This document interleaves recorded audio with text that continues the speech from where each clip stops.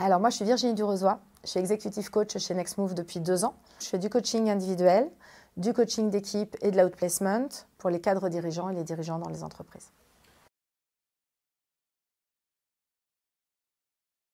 Alors les 100 premiers jours d'une prise de poste, c'est stratégique pour un cadre dirigeant ou un dirigeant parce qu'en fait, c'est à ce moment-là que beaucoup de choses vont se jouer. D'abord, le gain de la légitimité, du respect et de la confiance de l'équipe. Mais aussi, ça va être ce temps-là où il va pouvoir comprendre, apprendre comment fonctionne le système, de quoi a besoin l'organisation et devoir définir ses premiers axes stratégiques et sa vision pour la suite. La première chose, moi je dis toujours les 100 premiers jours, c'est écouter, se taire, comprendre. Ça veut dire quoi? Ça veut dire que vous ne pourrez vraiment comprendre le système, l'organisation et ses modes de fonctionnement qu'en regardant, en écoutant, en étant attentif à tout ce qui se passe. Il n'y a pas de questions bêtes. Regardez comment les systèmes de décision se mettent en œuvre, qui a vraiment de l'influence sur qui, sur quoi. Et c'est aussi ce qui va vous permettre de comprendre quelles initiatives mener en premier. Alors les deux sont importants. Quand on arrive dans une équipe, quand on prend la main sur une équipe, il faut prévoir à la fois un temps avec l'ensemble de l'équipe. Et là, c'est important de préparer son pitch, d'expliquer dans ce pitch pourquoi est-ce que vous avez choisi de venir, qu'est-ce que vous êtes venu faire, pourquoi vous êtes légitime, sur quelles expériences vous basez, etc.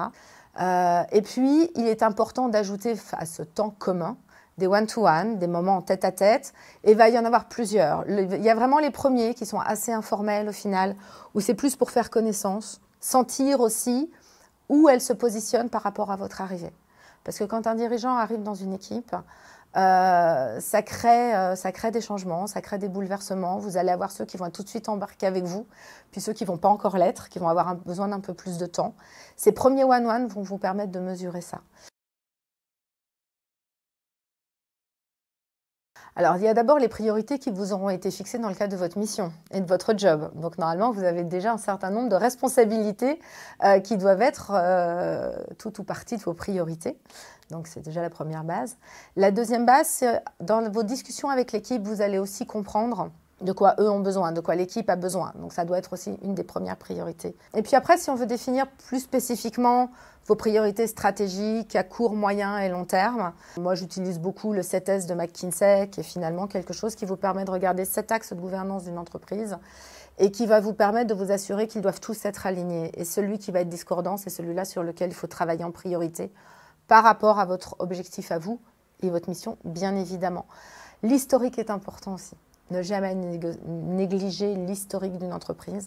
C'est-à-dire que vous allez peut-être avoir des idées absolument géniales, sauf qu'il se trouve qu'en fait, ça a déjà été essayé il y a 18 mois et vous allez peut-être un petit peu vous tromper en expliquant que ça va être ça votre axe stratégique. Donc ne pas non plus perdre de vue ce qui a déjà été fait avant. Alors, en termes de communication pure, oui, il faut travailler ses pitchs, il faut travailler la manière dont vous allez vous présenter, ce que vous allez dire de vous. Mais comme on le ferait pour un entretien d'embauche, alors c'est pas le même évidemment, mais travailler ce que vous allez dire de vous, comment vous allez le dire. Vous arrivez dans un CODIR et un COMEX, ce que vous allez dire à un COMEX la première fois que vous allez vous présenter, c'est pas la même chose que ce que vous allez dire à votre équipe la première fois que vous allez vous présenter.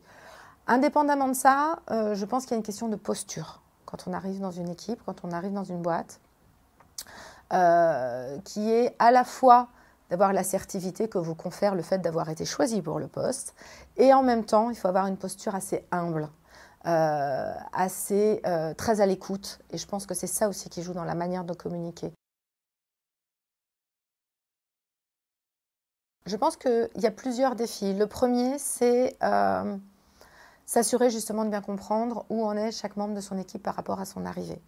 Dans une équipe, il y a des gens qui sont très contents que vous arriviez, d'autres pas du tout, d'autres qui voulaient le poste. Et il va falloir prendre en compte chacun individuellement et peut-être poser des actions différentes sur chacun. Donc le défi, c'est de comprendre ça. Et là où c'est difficile, c'est qu'en même temps qu'on fait ça, il faut prendre en compte ce qui se passe avec le boss au-dessus, si jamais il y en a un, mais il y en a toujours un. Au pire, il y a des actionnaires, mais il y en a toujours un. Vos pairs au sein du COMEX, ou en effet, ou du CODIR, où on peut avoir beaucoup d'individualité, beaucoup de grosses expertises, mais comment est-ce qu'on va fonctionner avec tous ces gens-là pour ne pas être en mode silo? Donc créer des alliances aussi avec eux. Donc comment je crée des alliances avec les gens de mon équipe? En posant peut-être des actes managériaux différents sur les uns et sur les autres. Comment je crée l'alliance avec mes pairs et mon écosystème? Et donc ça, là, c'est aussi faire preuve de sens politique, bien entendu. Et puis, en même temps qu'on fait tout ça, il faut être capable à la fois de prendre son temps pour comprendre justement où vont être nos premières initiatives, comment est-ce qu'on va déployer une vraie stratégie. Donc il faut prendre le temps de le faire et en même temps vous êtes attendu de manière opérationnelle rapide. Donc comment on positionne aussi le curseur entre je ne fais pas n'importe quoi et je ne me lance pas très très vite dans les premières actions et en même temps il faut que je sois opérationnelle quand même rapidement. Donc les plus grands défis c'est de devoir gérer tout ça en même temps finalement. Je pense que la plus grande erreur c'est d'oublier d'aligner les priorités entre toutes les strates. C'est-à-dire que vos priorités à vous doivent être celles de votre boss et vos priorités à vous doivent exister dans les équipes en dessous. Et comment est-ce qu'on est sûr qu'on fait ça? C'est en mettant en place des rituels managériaux, en communiquant. Et comment on s'assure qu'on communique tout le temps de la bonne manière, régulièrement, et qu'on partage bien toutes les infos, etc.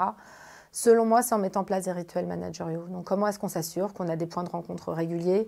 Qu'est-ce qu'on va s'y dire? Comment ça va s'opérer, etc. C'est aussi partager la manière dont on va communiquer ensemble.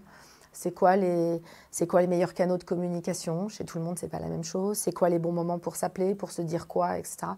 Caler ce genre de choses au démarrage, si on oublie de le faire, peut être synonyme plus tard de tensions, de conflits qui vont être vraiment particulièrement contre-productifs.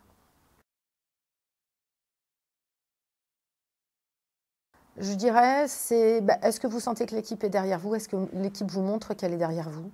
Comment une équipe vous montre qu'elle est derrière vous? Elle est constructive, elle propose des sujets, elle rend ce qu'elle doit rendre en temps et en heure, elle vient aux réunions, elle a le sourire, elle a le plaisir à venir. Voilà. Vous savez que vous avez réussi la prise en main de votre équipe. Et puis, savoir si vous êtes au bon niveau par rapport à ce qui est attendu par les gens au-dessus de vous. Posez la question, en fait. C'est aussi bête que ça. C'est-à-dire, voilà, aujourd'hui, on en est là. Est-ce que ça correspond à ce que vous attendiez? Oui, non. Là encore, on est sur ces histoires d'alignement tout le temps. Alors, s'il n'y avait qu'un conseil à donner pour réussir sa prise de poste, c'est être soi-même. Et si j'en avais un deuxième, c'est assumer votre pouvoir, assumer votre rôle. Vous avez été choisi, vous êtes légitime, assumez-le.